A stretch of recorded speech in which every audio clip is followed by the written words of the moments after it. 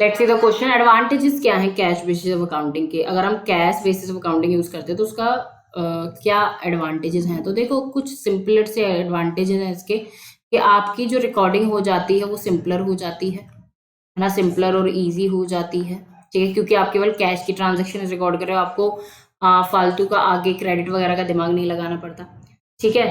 तो इसके लिए क्या है, इसके लिए कुछ प्रोफेशनल स्किल्स की जरूरत नहीं होती है, स्किल्स नॉट रिक्वायर्ड कि आपको कुछ और एक्स्ट्रा समझ के आना है। देखो ये कोई भी सिंपल, कोई भी छोटा जो शॉपकीपर है या फिर कोई छोटा बिजनेस है ना, वो कर सकता है। कैश में आया तो काउंटिंग कर दो, गया तो ये, तो बस कैश का ध्यान रखना और तो कुछ ध्यान रखना नहीं है ना। तो किसको देना बाकी है, किससे आना बाकी है, वो तो ध्यान नहीं रखना है। तो इसलिए इसके लिए कुछ प्रोफेशनल स्किल्स रिक्वायर्ड नहीं है, जो कि हमारा अप्रूवल में थोड़ा ज्यादा रिक्वायर्ड होती है।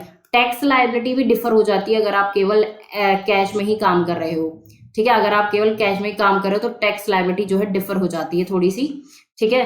उसके बाद ये हमें क्लियर व्यू देता है अमाउंट का, क्लियर व्यू देता है ऑफ आर रिकॉर्ड्स, कि हमारे रिकॉर्ड्स कैसे हैं। क्योंकि देखो अब हम केवल कैश में ही डील कर रहे हैं, तो क्लियर व्यू क्या हो जाएगा, हमें पता रहेगा कितना आया है कितना गया है, बस, और कुछ हमें ध्यान नहीं रखना।